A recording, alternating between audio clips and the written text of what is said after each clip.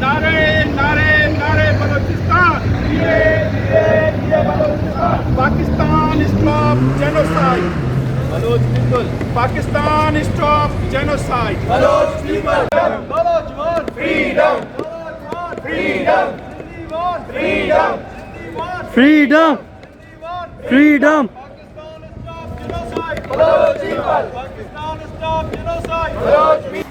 Sindhi Baloch forum बरतानिया पारां 14 अगस्त जे ॾींहं खे ब्लैक डे करार ॾींदे 10 डाउनिंग स्ट्रीट खां पार्लियामेंट हाउस ताईं एहतजाजी मुज़ाहिरो कयो ऐं पार्लियामेंट आॾो सिंधी ऐं बलोचनि सां थींदड़ बेवाजिबियुनि ऐं ज़्यादतियुनि ख़िलाफ़ु नारेबाज़ी कई।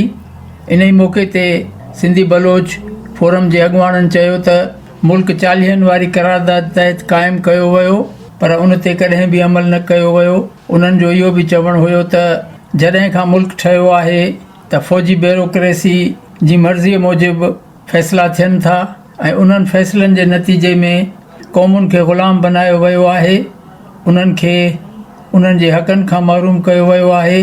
अॼु जेका सूरत हाल आहे, क़ौमी कारकुननि खे जबरन घरनि मां चादर ऐं चौदीवारी जी पायमाली कंदे खंभियो वञे थो, उन्हनि खे अज़ियत गाहुनि में तशद्दुद जो निशानो बनायो वञे थो, उन्हनि खे गोलियुनि सां परियूं करे रोडनि ऐं रस्तनि ते फिटो कयो वञे थो। ही समूरी वारदात सिंधी ऐं बलोचनि सां इन ई करे थी रही आहे जो उहे पंहिंजे हक़ जी ॻाल्हि कनि था। इन ई मौक़े ते अॻुवाणनि पंहिंजे ख़्यालनि जो इज़हार कंदे चयो त कारो ॾींहुं ॿियो छइजे छा खे, ॿियो कहिड़ो कारो ॾींहुं थींदो। यानी जॾहिं 14 अगस्त 1947 में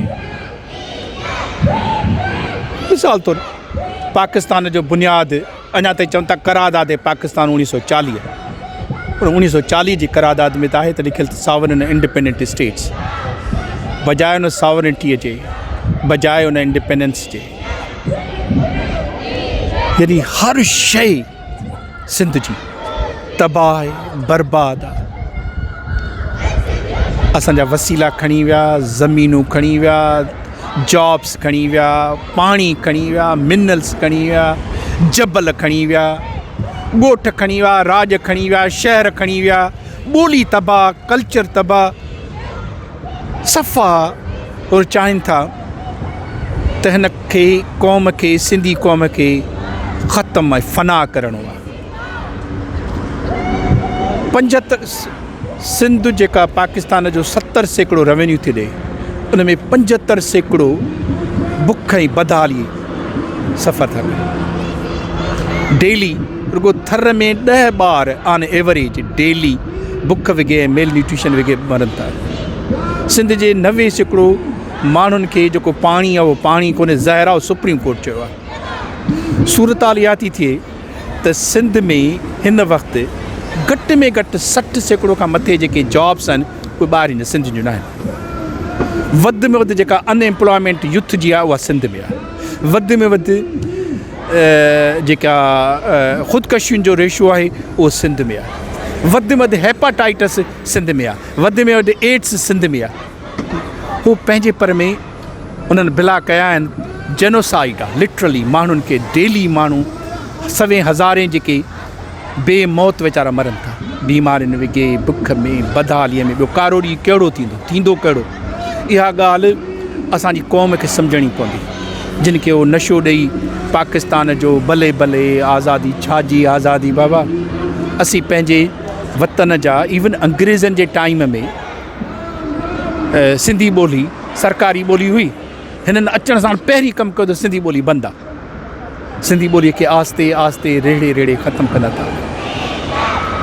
ऐं उन सॼी सूरत हाल में सिंधी क़ौम खे पाण इहा ॻाल्हि जेसिताईं सिंधी क़ौम न सम्झंदी, उन्हनि खे मज़हब जे नाले में, पाकिस्तान जे नाले में, मुख़्तलिफ़ नालनि में कोशिशि था कनि त गुमराह कनि। जेसी क़ौम इहा ॻाल्हि न सम्झंदी त इहा असांजी तारीख़ जी बदतरीन ग़ुलामी आहे। इहा तमामु हे कारो ॾींहुं न आहे, तमामु तवील कारी राति आहे। ऐं उहा सिर्फ़ु सिंधी माण्हू पंहिंजे जिदोजहद सां, पंहिंजे अमल सां ऐं पंहिंजे सम्झ सां, एॾी सारी हिकिड़ी फैशिस्ट रियासत आहे जंहिं वटि का कंहिं शइ जी परवाह कान्हे, उहो सॼी सुप्रीम कोर्ट आहे न, हिकिड़ो जज थो खपेनि, चवंदा इहो बि न खणंदासीं, ॾियो मूं, छा कंदव? ज़मीनूं कराचीअ जो 60 सैकड़ो जेको सो उन ते या त फ़ौज वेठी आहे या हुननि जा जेके से प्रॉक्सीज़ वेठा आहिनि। सिंध जो लखा एकड़ वञण खां वठी जी शुरू थी थिए या हुन खां बि अॻु में जेके एग्रीकल्चर लैंड्स आहिनि जीअं वणनि उनजी मिल्कियत आहे, माल गनीमत आहे, फुर जो माल आहे, ऑक्यूपाइड कंट्री आहे, उन सूरत हाल में आहियूं। सो ॾाढी ॾुखी सूरत हाल आहे, तवील राति आहे ऐं सवाइ सिंधी माण्हुनि जी ॿधी पोरियो अमल जिदोजहद ऐं क़ुर्बानी सिंधी माण्हुनि जे लाइ को अमुन जो, आज़ादीअ जो, इंसाफ़ जो ऐं इंसाननि जीअं जीअण जो रस्तो पैदा करे सघंदी ऐं उन जो सिज उभारींदी। वरी महिरबानी। Thank you. I am Samad Baloch, General Secretary of Baloch Human Rights Council. Today we are protesting on the independence of, so-called independence of Pakistan, 14th August. We regard it as a black day. We are celebrating it as a black day for सिर्फ इस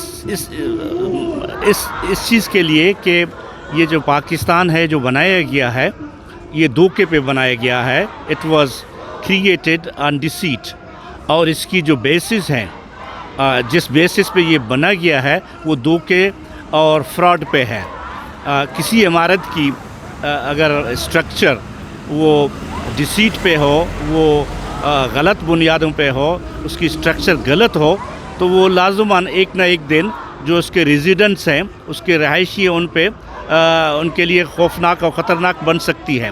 सो Pakistan is basically created artificially. There is nothing such is Pakistan. It was nothing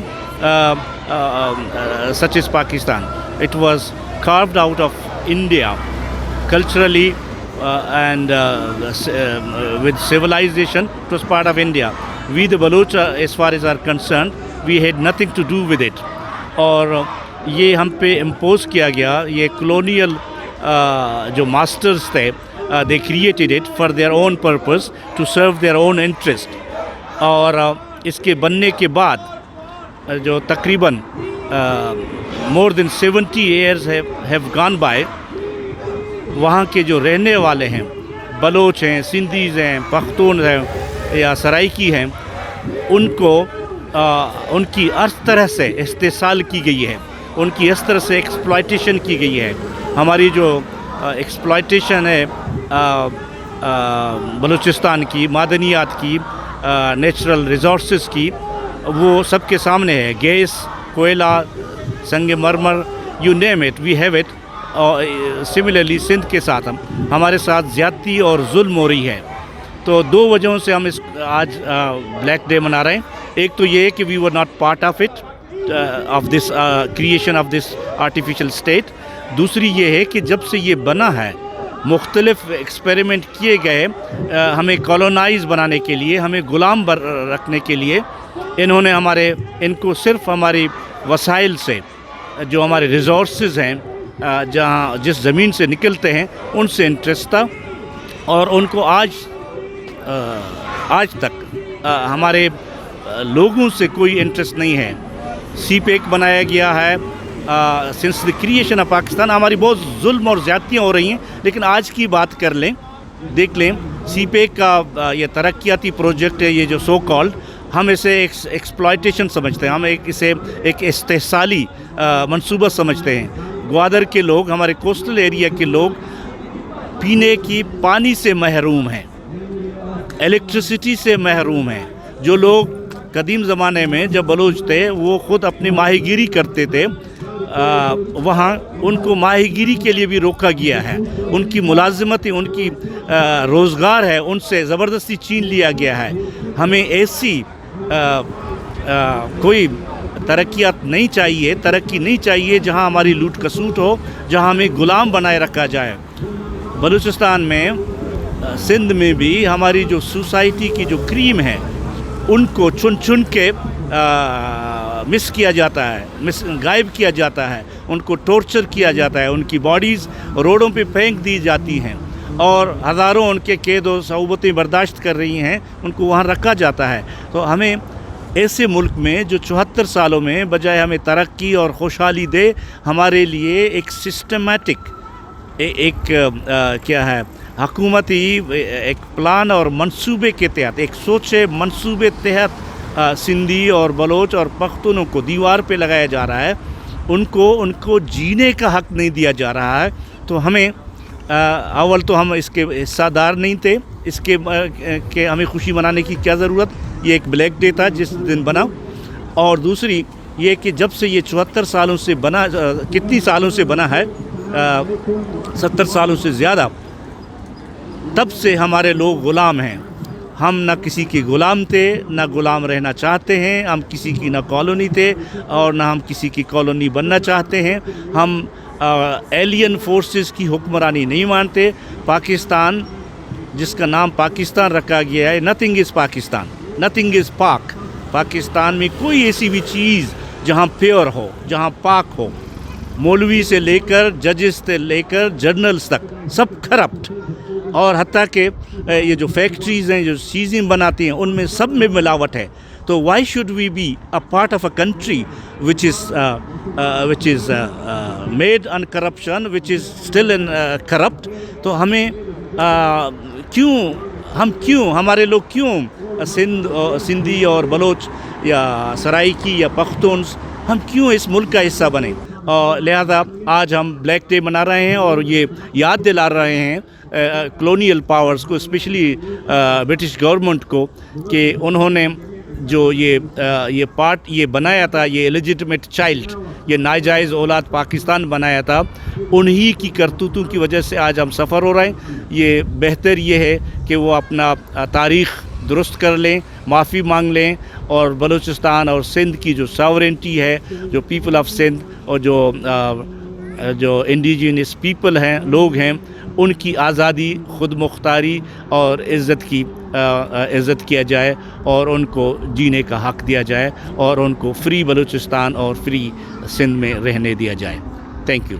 اج اساں ہی جو مظاہرو کیوں تھا سندھی Baloch forum کے طرفاں 14 اگست تے as a black day, چھاکاڻ ت جڏहिं खां پاکستان ٹھहियो आहे تڏहिं खां वठी پاکستان جی ایسٹیبلشمنٹ ऐं پاکستان جا حقیقی حکمران سندھ خلاف ऐं بلوچستان خلاف بھرپور قسم جی سازش کندا رہیا آہن. ऐं उहा साज़िश डे 1 खां वठी अॼु ॾींहं ताईं सिंधी माण्हुनि जे ख़िलाफ़ जेकी आहे जारी ऐं सारी आहे.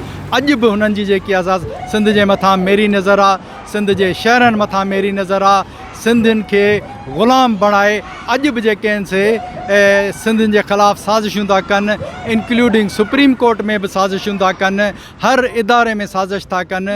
ऐं असांजो हर माण्हू हर हुकुमरान खां वेंदे हिकिड़े हारी ताईं हर माण्हू जेको आहे सो हुननि जी साज़िश जो शिकार थियो आहे. इवन जेके आहिनि से पाकिस्तान जा हुकुमरान जेके प्राइम मिनिस्टर था थियनि उहे बि चवनि था त असां सां ज़ुल्म आहे, छाकाणि त असां लाड़काणे सां तालुक़ था रखूं ऐं लाहौर वारा जेके आहिनि से इंजॉय था कनि, पर लाड़काणे वारनि सां ज़ुल्म आहे. असांजा करप्ट तरीन हुकुमरान ज़रदारी जहिड़ा जेके आहिनि से उहे बि उन जेकी नस्ल परस्त पॉलिसी आहे उन जो शिकार था थियनि. ऐं उहे बि असां मां एक्सपेक्ट कनि था त हाणे जेके आहिनि से असांजा चोर बि जेके आहिनि से मज़लूम थियो वेठा आहिनि. असांजे चोरनि जे ख़िलाफ़ बि जेके असां साज़िश थिए थी, सो चोरनि खां वेंदे हर मासूम माण्हू ताईं जेके बि सिंधी आहिनि उन्हनि जो ॾोह जेको आहे सिर्फ़ु ऐं सिर्फ़ु सिंधी हुजणु आहे. सिंधी हुजण जे करे जेके आहिनि से उन्हनि जे ख़िलाफ़ जेके आहिनि से साज़िशूं थियनि थियूं. उहे बि जेके आहिनि से मिसाल चीफ जस्टिस जेको सिंध हाई कोर्ट जो आहे उन सां बि हुन हालांकि सिंध लाइ कुझु न कयो आहे, पर उन जे बावजूद बि छाकाणि त हुनजो ॾोह इहो आहे त हू सिंधी आहे, उन जे ख़िलाफ़ बि साज़िशूं थियनि थियूं. त उहे हुकुमरान या ब्यूरोक्रेट या उहे जेके आहिनि से जेके हुकुमरानी जे उन्हनि इदारनि ताईं पहुचनि था, उन्हनि खे सिंधी माण्हुनि सां गॾु बीहणु खपे, सिंधी माण्हुनि जे एहतजाज में साथ ॾियणु खपे ऐं पंहिंजो पाण खे बि सुञाणणु खपे त असां जेके आहिनि से केॾा बि पाकिस्तानी छो न थी वञूं, 7 क़ुरान खणी जेके आहिनि से पाकिस्तानी थी बीह रहूं, पर पाकिस्तान जो आइन सिंधी क़ौम खे कोन थो मञे, सिंधी क़ौम जे वजूद जो इनकारी आहे ऐं पाकिस्तान में सिंधी माण्हुनि खे हक़ मिलनि इहो ॾाढो ॾुखियो थो लॻे। उन जे लाइ right to self determination Sindhi माण्हुनि जो हक़ आहे। सिंधी माण्हू हिकिड़ी क़ौम आहिनि ऐं क़ौम जो राइट टू सेल्फ डिटर्मिनेशन हक़ आहे। जेको माण्हू इन हक़ खां इनकार करे थो उन जे इंसान दोस्ती ते माण्हू जेको आहे सो शक करे सघे थो, छाकाणि त क़ौम जो जेको बुनियादी हक़ आहे उहो हक़ ख़ुद इरादत आहे। अॼु सिंध जे अंदरि जेके आहिनि से 100 जे तइदाद में माण्हू डिसअपियर आहिनि। अयूब कांदड़ो डिसअपियर आहे, इंसाफ़ दायो डिसअपियर आहे, काशिफ ट्रगर डिसअपियर आहे, सुहेल रज़ा भट्टी डिसअपियर आहे। 100 जे तइदाद में माण्हू डिसअपियर आहिनि ऐं जॾहिं बि कारो ॾींहुं 14 अगस्त जो वेझे ईंदो आहे त 100 जे तइदाद में नवां माण्हू डिसअपियर कंदा आहिनि ऐं इहो जेको 14 अगस्त आहे उहो असांजे लाइ ॼण त हिकिड़ी वॾी आफ़त जो जेको आहे सो सबूत ॾींदो आहे, छाकाणि त जीअं इहो वेझे ईंदो आहे तीअं जेके आहिनि से सिंधी माण्हुनि जे मथां ज़ुल्म जी जेकी असां कार्रवाई वधी वेंदी आहे ऐं 100 जे तइदाद में माण्हू डिसअपियर थींदा आहिनि। त असां हीउ जेको एहतजाज कयूं था उहो इंटरनेशनल कम्यूनिटी खे इहो ॿुधाइण था चाहियूं त जेको सिंधी माण्हुनि जो बुनियादी हक़ आहे including right to self determination, उन जे लाइ सिंधी माण्हुनि जी मदद कई वञे, सिंधी माण्हुनि खे सपोर्ट कयो वञे। बलोच अवाम जे लाइ बि जेके आहिनि से उन्हनि जे ख़िलाफ़ु जेके आहिनि से साज़िशूं थियनि पियूं।